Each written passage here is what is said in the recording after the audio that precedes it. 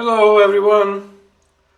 So here's the promised second part of the workshop and we'll be dealing with designing choices for audio games, which is basically game design for audio games. This one is a little bit shorter and it will also contain some exercises, and it's created for narrative designers, audio creators, solo devs, but also everyone who wants to participate in our challenge.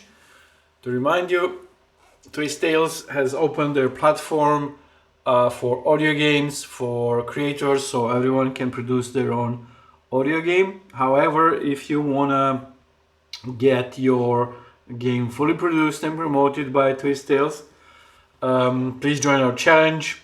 Details are in the description, but also on our Discord. And feel free to join. There is an unlimited number of quote-unquote winners, because basically the challenge is to create audio game and publish it on Twist Tales, and of course I will be selecting a number of projects if they satisfy Twist Tales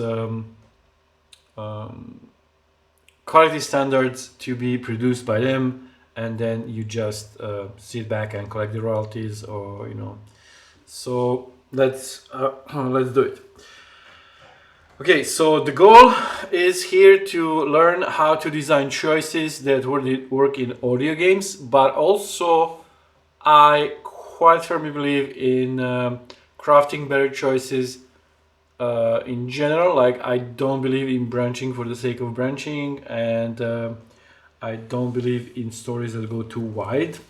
So this is also super applicable to your interactive fiction, visual novels, and all other kind of storytelling. So what is the core problem of audio game design? The problem is that a lot of games assume that player sees, and not just sees illustrations or animations or graphics of the game or the surrounding world or the characters or their facial expression, but like generally there's no visual interface. A lot of audio games are played through smart speakerphones, and basically a lot of these games are actually being played in car. So like a player would sit in their BMW and say, Alexa, Big B, or whoever, play some of the Twist Tales for me, and then their adventure begins. So no visual interface, which means that orientation and like what happens next is quite different.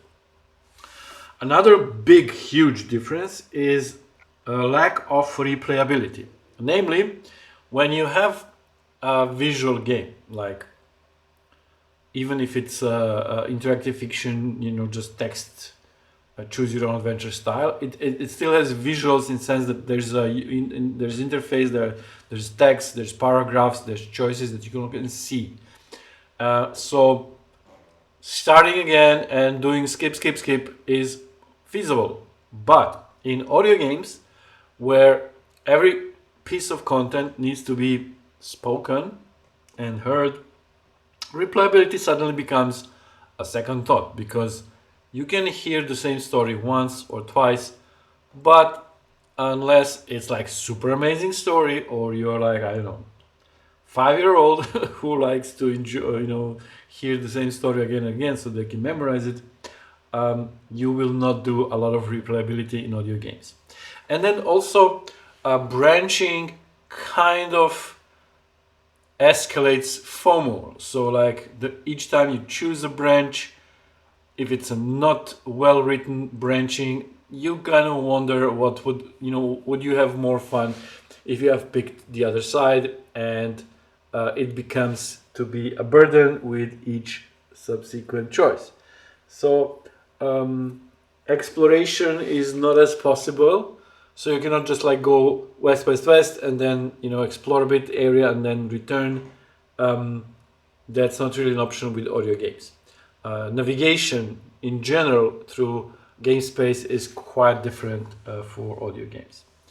It is possible, but it has to be done in a different way. So like no mutually exclusive content, for example.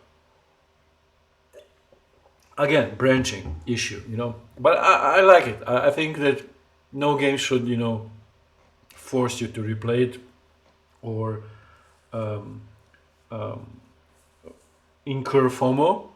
I feel that we are still creatures of storytelling, which means that we still want to see story from beginning to the end, and choices are there to kind of immerse us and help us make the story our own. Like if your choices are not chosen by your player with all their heart, there's something wrong. So audio players experience storytelling very linearly. They rarely play, and they rely on memory. They cannot just go, roll back and then check what happened or read the history or some summary or even, the Google and check the walkthrough. They rely on the moment, and they have to kind of keep everything in their working memory, so to speak. So how do we give players agency without fragmenting the story? Well, the problem lies within the choices that start with what. Like, what do you do? Or what next? Basically, what do you do? Like, do you attack the guard? Do you sneak past the guard? Do you bribe the guard? And all the similar branchings that rely on action of your character, they take you basically to different scenes. So you've attacked the guard, and the next scene is clearly a combat, and then you can no longer sneak past the guard because you already kicked his ass.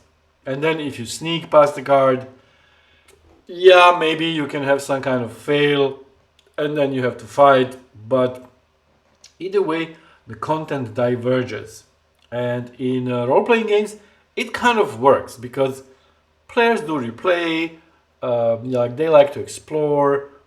Missing content doesn't have to be so missing because these games are being actually more and more and more and more and more designed to kind of force you to replay. Like you paid $60 for a top-notch RPG game. Like, I cannot imagine someone playing it once and saying, okay, that was nice. So in audio games, it's not only impractical, it's unacceptable. So problems of what choices is that if you pick a branch, the story diverges and you miss content. Also, it's kind of high production cost. So each time you branch, it's more content, more writing, more audio talent, needs to record new sentences, etc. And then narrative kind of fragments because story becomes too difficult to follow because it's not only you have to memorize what happened, but also you have to memorize like what kind of turns did you take, where are you now?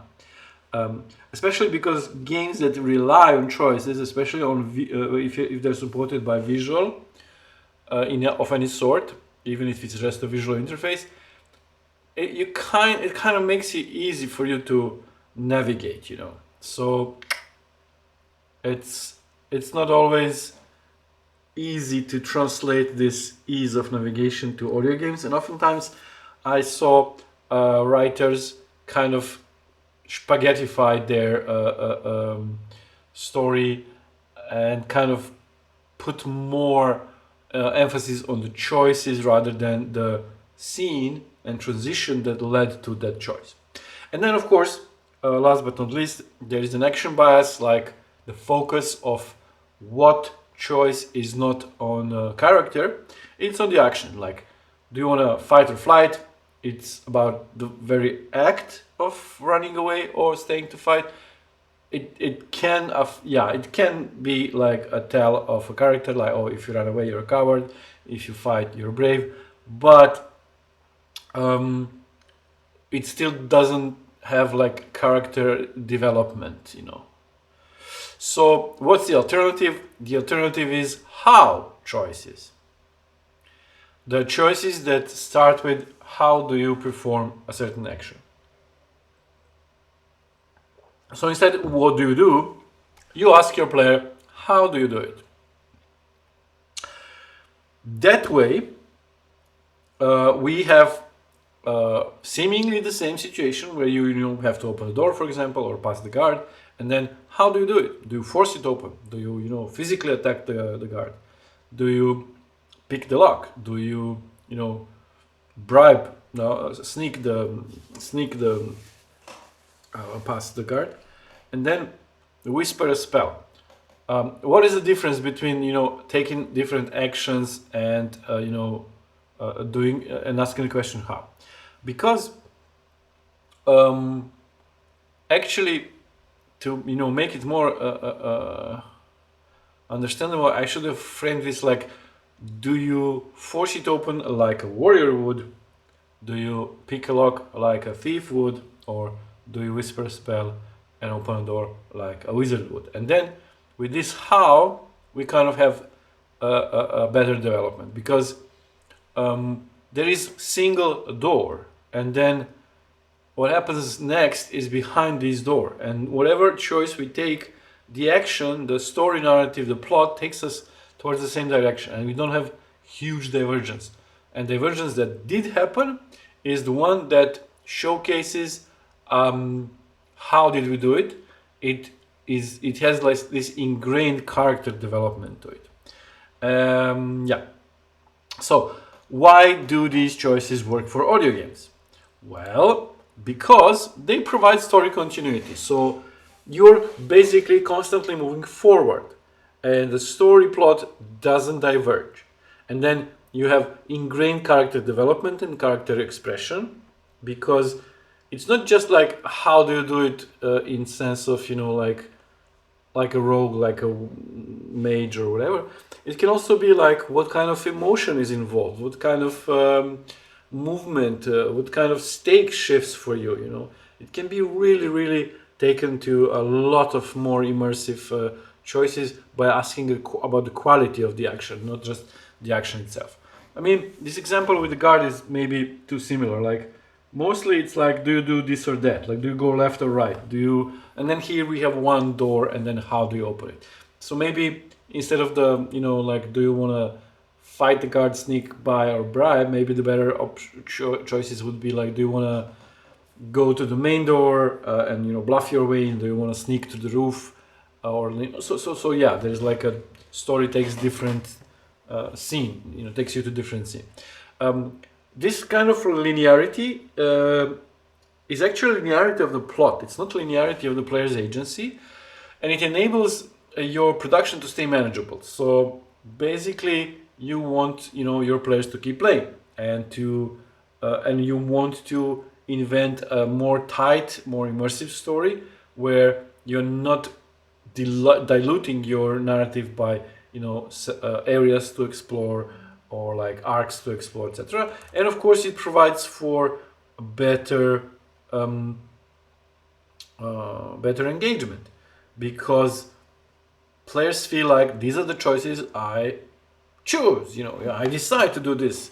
This is the version of my story that I pick. This is the version of character that I decide to play in this game. So the plot remains the same, but the character changes, and it's essential for the story. It's essential for the game too, because a story, the essence of story is change, and the essence of game is making interesting choices.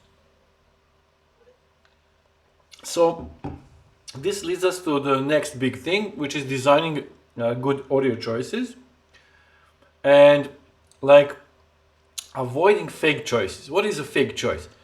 A fake choice is when the outcomes are identical, and then like the question you answered, like when you gave your your choice, is kind of fluff, So like you say something and then or you say something else and then in the end the replica is the same, same thing happens. Players don't like it even in the regular games, but in audio games it's particularly, I don't know. I mean, because of lack of readability, you kind of can get away with it, but it's not really recommended. It's a bad practice because if they do realize it, then they stop believing you. You lose their trust. So even the slight changes, like I don't know, how do you greet the guard? Like you nod silently, you smile, or you salute. This choice is not interesting. That's also another problem. So the game is making interesting choices. Interesting choices need to be informed. So you need to know what to expect after the choice. Interesting choice needs to be relevant, so it needs to change something in the story. An interesting choice needs to be dramatic, so it needs to have a stake. It's like in role-playing games. We love rolling dice, and oftentimes, whatever you do, you roll dice, and then the story continues. And I think it's not really good. I mean, I think rolling the dice should be done only when someone can die, when there is like a big stake. And the same is here. Like if there is no big stake involved, don't make it a choice. Save it for a better moment. Another important thing is to avoid early death choices. So like if I play the audio game for 15 minutes and then I die in minute 17 of my game, fine. I played 17-minute story, I'm happy. But if I start an audio game and I die in the 5th minute, then I don't feel happy. Also, a big invitation to learn from audio games is to turn failures into dramatic, interesting consequences and not like a dead ends. So you can learn this also in Dispatch, where if you miss a certain bit of content or a lot of content is repurposed, so kind of gives you a chance to have another go at it. So I think you should design an audio game to have maybe 1 or 2 endings, or like even you can do it even more, but like don't make endings that just end the story, end the game. Make endings that give a player completion, conclusion, make them interesting, make them because you'll see the twist-tail system like Twine has also these kind of conditions. So you can really create interesting stuff with, making your player's life a little bit more difficult through failures and not like making them a dead end.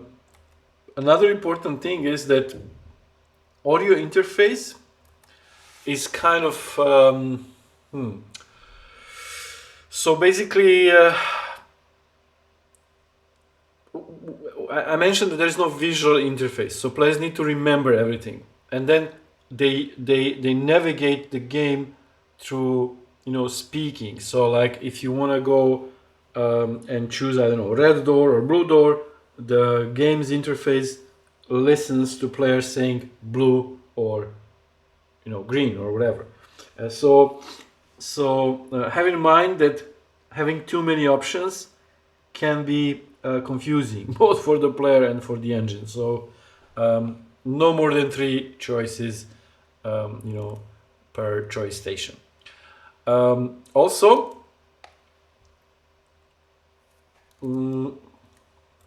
use clear stakes, so player must understand what their decision means. I mean, oftentimes you will see it in a game like, oh, do you want to sneak carefully or do you want to run across the field? And then you're like, oh, I want to sneak carefully. And then the game is like, oh, you got shot by a sniper because you weren't careful enough. And then you're like, fuck, so don't do that. Have player's choice match the outcome. It doesn't have to be straightforward, like I shoot and I hit, or but like, do give us a context before presenting us with the options. Maybe a certain option is like taking us to this side of the story or the other side of the story. But then again, if you're sticking to the previous rule, then it's gonna be more about like what kind of shift you want to create, and then players got to be ready to interpret properly what is a setup. So like if you want to diffuse the situation, and it's like reasonable from the context that it will happen, don't have NPC go crazy and then like so clear stakes and understanding of like what to expect. Of course, subverting the player's expectation is a wonderful thing, but don't be like zigzagging here. Okay, it's not the best place to do this. I would like also to avoid short repetitive structures. So like yes no question, that's not a choice station, that's not an interesting choice. Like left right, left right, north south, do you go here or there? It kind of evokes exploration and like desire to go there and go back and explore further. In audio games, not the best idea, so don't do that. Keep your options consistent grammatically, like within a single choice. So for example, are you running away, hide, or the window? Like don't do that. Like do you want to run away, do you want to hide behind the crate, do you want to climb through the window? So give us consistent in sense of grammar structure, so we can kind of make order in our mind as we're listening to it, because choices are particularly difficult for audio games, because in audio games players are rendering meaning immediately, so they need to kind of snap to it. Oh, this is the choice I want. And so keeping it consistent in grammar sense helps them discern which choice is which and what do they do. Also avoid difficult names, like instead of speaking to the elf king or whatever, just talk to the elf king, for example. So don't let your players struggle with pronouncing difficult names. It's especially true in fantasy, when I don't know why, but there's some convention. I mean, yeah, of course, you don't want your high elf king to be named Jeff, or like Karen or something. But yeah, do save names and weird unpronounceable names. Generally use them for flavor and texture of the story, but don't use them in choices. That's really not gonna happen. So main exercise for this workshop is to convert what choices into how choices. So you can try the typical attack, sneak, run, like rewrite what would happen, and try to see like try to offer us different not just different actions, but like, because sometimes the essence, the difference is in what you could learn in a first workshop about this emotional writing. So instead of like, do you want to attack the guard, do you want to sneak past the guard, do you want to run away, like, do you want to intimidate him with brute force? Because like, attack and intimidate is not the same. It doesn't carry the same emotional context. Do you want to sneak past the guard, or do you want to distract him with your charming conversation? So try to be innovative and try to extract the most character development from a simple, how do you do this particular action. So, story continues in certain way, either way, but character emerges through their behavior. Okay, so go, do this exercise, and remember, for audio games, choices should shape the character and not the scene. So use how choices instead of what choices, and it helps you keep the plot coherent, it keeps your experience immersive, and it keeps your production manageable, while still giving your players full, meaningful agency. That was all for this part. So don't forget to check out my Discord and all the details about the challenge. Also, you'll find the instructions, a tutorial on how to use the Twist Tales engine. It's really powerful and easy to use. It's really cool, and yeah, have luck, be creative, and who knows, maybe your game will be produced by amazing Twist Tales team.